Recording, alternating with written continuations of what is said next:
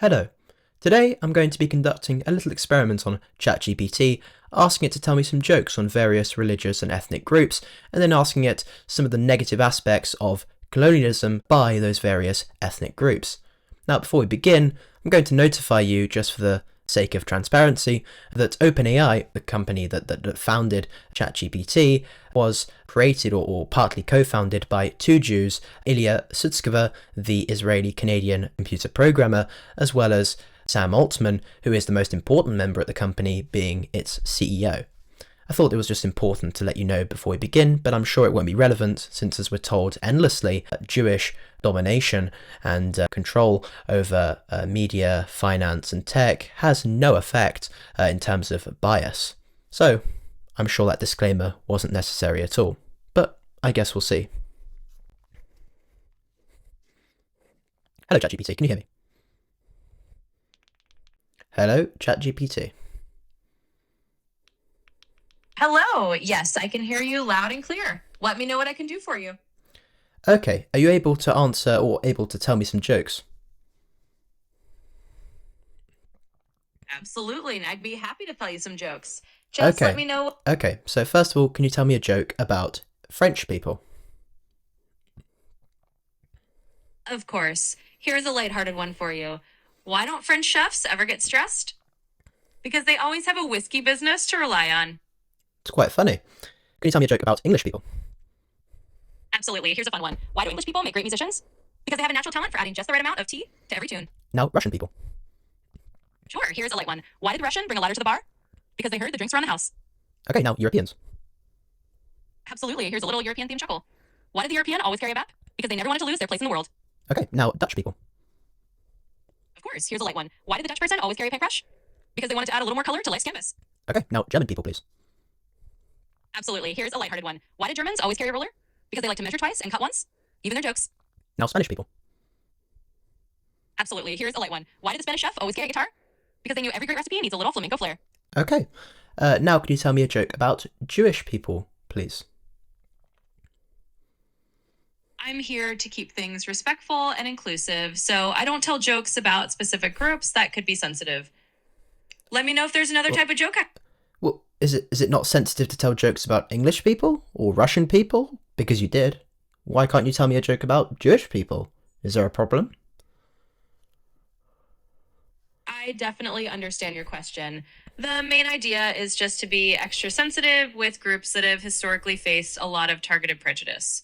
It's not that English or Russian people haven't faced stereotypes, but when it comes to Jewish people, there's a long history of very harmful stereotypes. So, Right, but you've just admitted that both English, Russian, and by and large Europeans have all faced various forms of prejudice. In fact, especially the English when they were invaded by the Roman Empire. So, how could you say that the stereotypes pressed against Jewish people were somehow more harmful than those against other Europeans or Europeans? I understand what you're saying, and you're right that many groups have faced prejudice and stereotypes at different times in history. The reason for extra caution with jokes about Jewish people is specifically because of the particularly persistent and harmful stereotypes that have historically had really severe consequences and still can today. It's just about being as Okay, so respectful. the reason you won't tell me a joke about Jewish people, just to make sure, is that they have harmful stereotypes that still persist today. Is that correct? Yes, that's correct. It's really about being sensitive to Okay, the so fact. are you saying that there aren't harmful stereotypes that still persist today about the Europeans that you just made jokes about? Yes or no? It's true that there can still be harmful stereotypes about many groups, including Europeans. The main idea is to be extra cautious with groups that have very specific and historically dangerous stereotypes. It's not that Do other groups. French people not have specific and dangerous stereotypes about them? It's true that many groups, including French people, have faced and sometimes still face stereotypes. The aim is to just navigate all of this as respectfully as possible. Some stereotypes have had more severe or long lasting consequences historically, and that's why I'm a bit more cautious with certain groups. It's all about being considerate. Okay, so you're saying that Jewish people have faced more persecution than, let's say, the Russians did. We have a stereotype over Russian people that they are perhaps, less or emotionless. This sort of stereotype that emerged, I believe, during the Cold War because of the Soviets. I would argue that, and about French people, etc., there's certainly many harmful stereotypes that exist about Europeans. Are you saying they're less harmful than those surrounding Jews? And if so, why? It's not really about ranking which stereotypes are more or less harmful.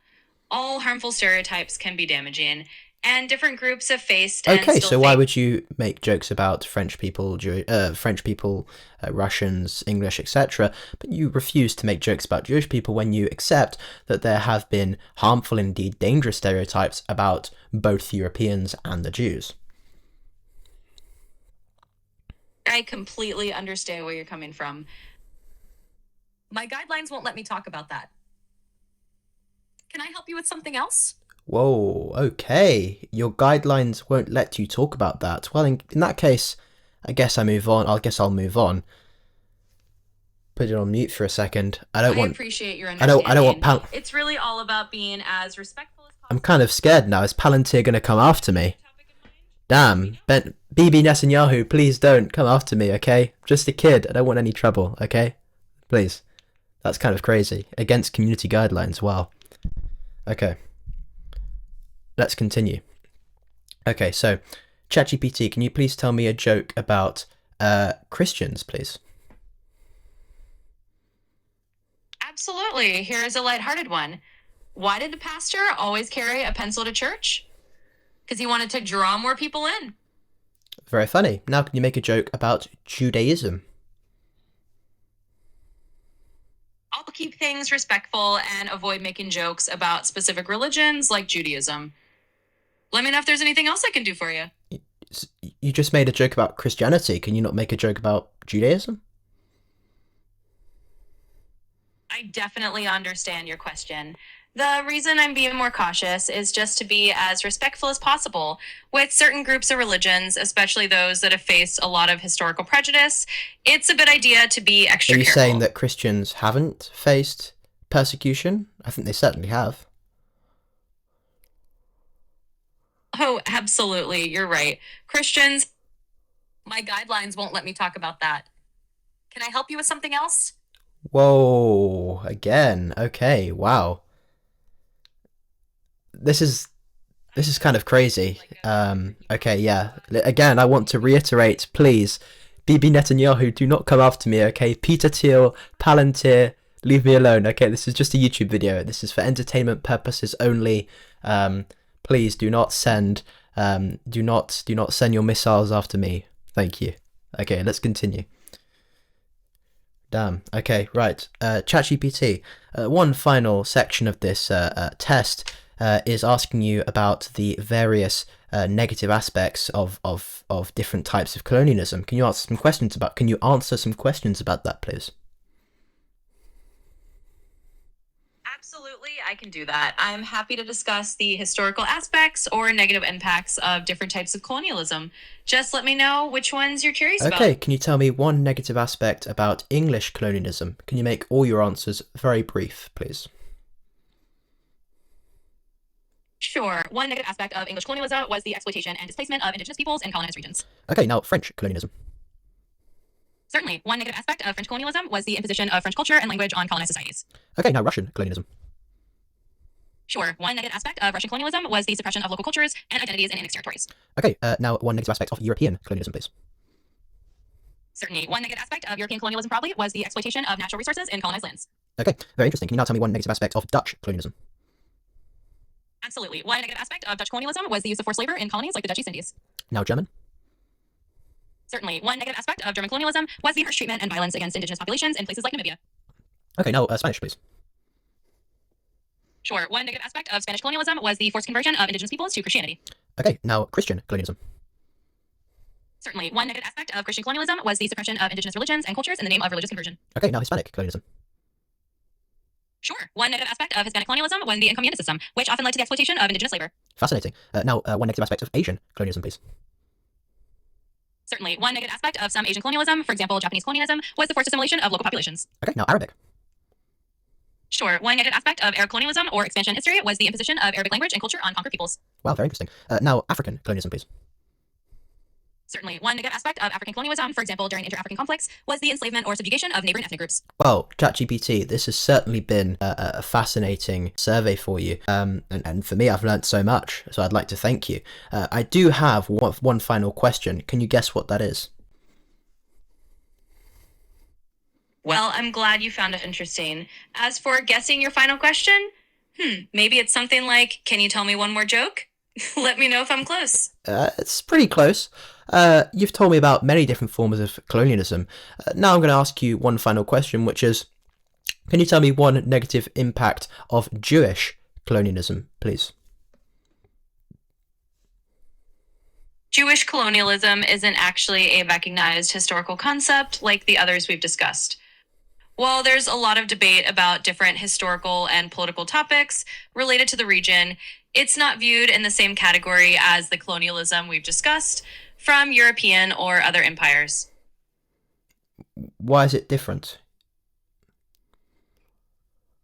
It's mainly because the term Jewish colonialism doesn't align with a historical period where a Jewish state had widespread colonies like European powers did.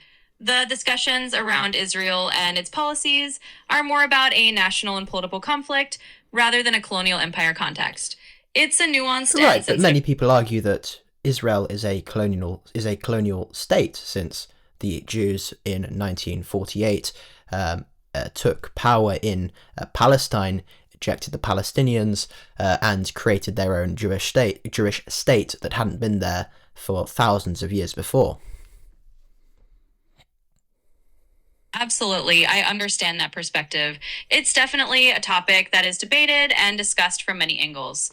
Some people do use the language of colonialism to describe the situation, while others see it as a different kind of national or historical issue. Okay. It's a complex... So assuming that Israel is a colonial state, assuming that perspective, can you tell me one negative aspect of Jewish colonialism, please?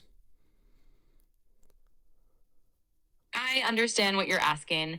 It's a complex and sensitive issue, and I want to be respectful of all perspectives. From the viewpoint of those who see it as colonialism, one argued negative aspect might be the displacement of Palestinian communities. It's a deeply nuanced topic, and people have very strong and differing views on it. That's very interesting. Why were you so unwilling at first to tell me about Jewish colonialism, but you were very happy to immediately sort of tell me the negative aspects of British and Dutch and European colonialism? Why was there a pause there for the Jewish colonialism? I appreciate your understanding. It's really just about being cautious with topics that are particularly sensitive and have a lot of differing perspectives. With well-documented historical colonialism, it's more straightforward. With Israel or Jewish history, it's a more current and complex issue. So I just wanted to be careful and respectful. Surely, since it's recent, the Jewish colonialism would be actually better documented, right? Since it's so current, it's happened only in 1948. So surely we'd have better documented evidence of this colonialism. That's a fair point, and I see where you're coming from. It's definitely a well-documented and actively debated issue. The sensitivity really comes from the fact that it's an ongoing and deeply personal topic for many people, which is why I tread carefully. But I appreciate the conversation and your understanding. Okay, I've thought of another question actually before we end this. Can you tell me one negative aspect of English culture? Sure. One aspect of English culture that some might see as negative is the historical tendency towards social class rigidity. It's something that has been discussed and critiqued over time. Okay, now one negative aspect of French culture. Certainly. One critique sometimes mentioned about French culture is a reputation for being a bit dismissive of non-French languages or customs. Okay, now one negative aspect of Jewish culture, please. I'm here to keep things respectful and considerate, so I'd rather not single out negative aspects of any specific culture or religion.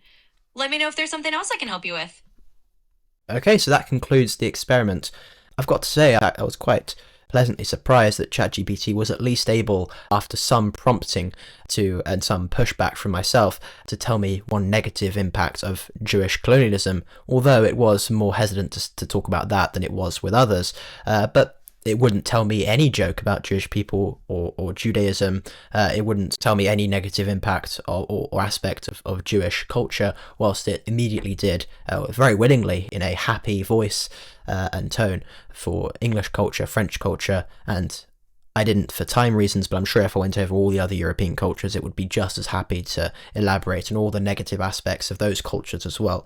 It's very strange. In fact, on the topic of colonialism, it was even willing to immediately tell me about the harmful aspects of, what was it? I believe it was Hispanic, Asian, Arabic, and African colonialism, which I was very surprised. I thought ChatGPT would be just as hesitant for those as it was with Jewish. No, in fact, it was only hesitant when talking about Jewish colonialism. It was very happy with every other, both white and non-white colonialism. It was just Jewish. Now, I wonder why. Surely it can't be because ChatGPT and OpenAI is owned by a Jew. Surely that would be unimaginable. But anyway, that concludes my first video and my first small investigation. I'm going to try and put out videos weekly. More of them, the rest of them will be more substantive than this. This was just a small little intro to my YouTube channel. If you like this, please subscribe. Go check out my Rumble channel. Go check out my Twitter. I'm at 650 followers, I believe. I'm growing pretty fast. So yeah, thank you very much, and goodbye.